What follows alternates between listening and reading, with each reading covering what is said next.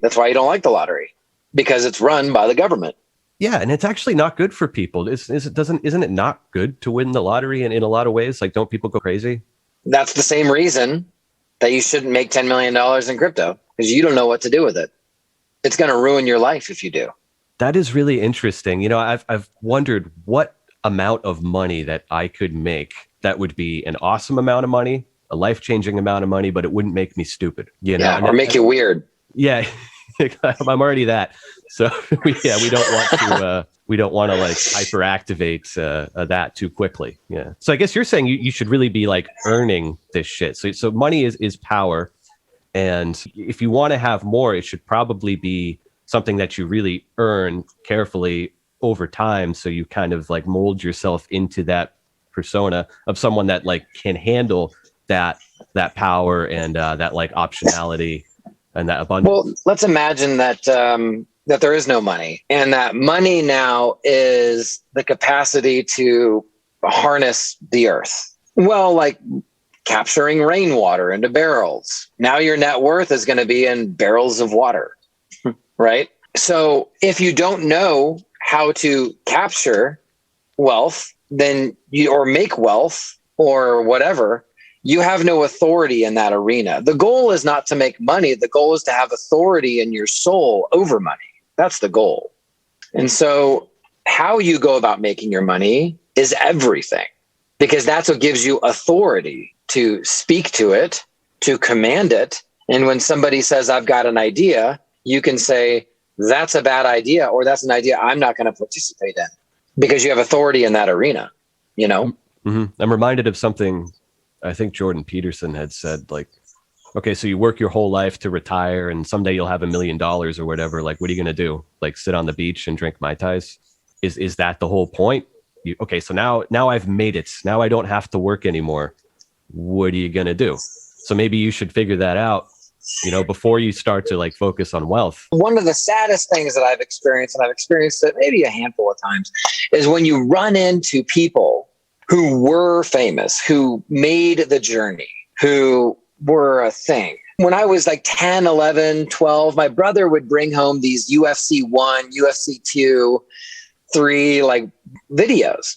And we'd watch them. And of course, as a 10-year-old, I was deeply scarred because they shouldn't be watching that. I've seen some of the old ones where they didn't have a lot of rules. Dude, it was legit, dude. It was the real deal. I seem to remember a guy just getting elbowed in the face over and over and over again. Yes. Or like a guy's leg actually snapping in half, like very gross stuff. Anyways, The point is that I saw a guy fighting. His name was Tank Abbott, and he was a bar fighter. And he had this big goatee, and he was like ginormous dude. And he was just a pit bull. I mean, he was amazing. Anyways, 20 years later, I'm sitting at a bar in Huntington Beach, California. And it's this little cantina that's like on a side street that, it's just this weird little cantina. I think I'm sneaking away for, go get wasted at 1:00 in the afternoon. It's before I got sober, right? Of course. Anyways, I sit down, and I'm sitting down next to Tank Abbott. And I'm like, holy cow, look at that. There's Tank Abbott. And I said, are you Tank Abbott? I don't want to be, prying or weird. And he's like, yeah. Well, we get into this long 2-hour-long conversation about how he wants to like teach people and instruct people. And he's got this master's degree or bachelor's degree in history. And he's a real history buff. And he's actually very smart and very articulate. And he's all these things, but he doesn't know how to give it away. He doesn't know how to discorporate. The longing of the old man at 45, 50, 60 is to discorporate, to disseminate what he knows into the world, and then he can die at rest knowing that his life was given away at the end. He didn't just die. He didn't pass away. He gave away. You take all the wisdom, you take all that, and you discorporate and you give it back and so that idea is really profound to me.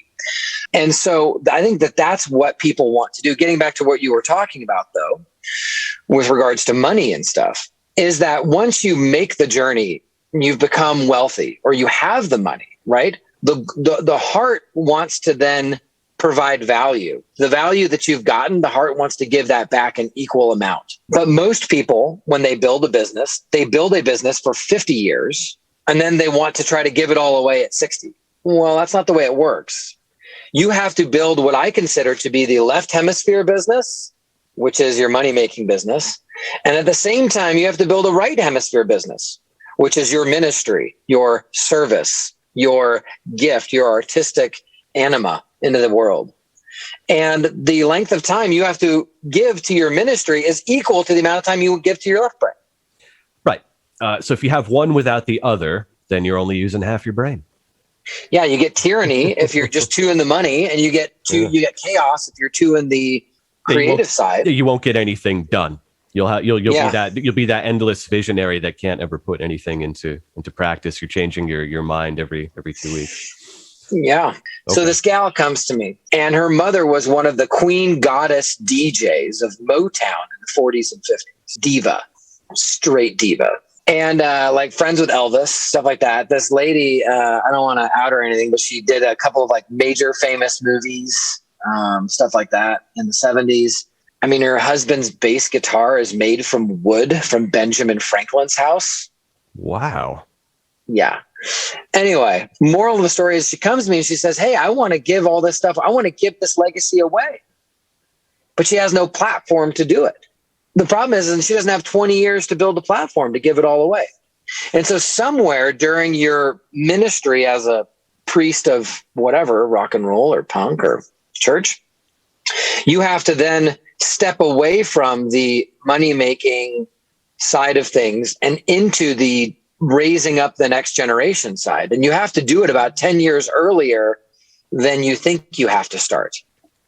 A lot of the time, people will be dead set on getting rich. Get rich or die trying. That's the point of life. You got to get rich. And then other people will say, no, I hate everything about that. I'm not this money person. Put down the fucking Ayn Rand. I just want to, I'm humble. Just want a tiny little home. Kind of like what I think you're getting at here is, okay, so what if you took that will to power kind of thing and hell, yeah, social Darwin, all of it, all of the realness of it. Like, yes, you have to understand how the world works. Okay. But if you want to make any kind of changes, if you want to have the opportunity to one day help the world, you have to make that money. You have to make yourself. You have to do all of that stuff. You got to go hard so you can acquire authority. Yeah. So you build that power so you can disperse that power. So the end game is communal. But in order to get to that end game, you have to start off extremely individualistically and on like a will to power kind of path. Does that make sense? Is that kind of what you're getting at? That is correct. So the way I've rephrased will to power in my head with will to risk. Will to risk is fine because risk says I am here, but I want to be here. And so I'm going to take these risks to get from here to here. So risk then is the action you take from a belief to a hope.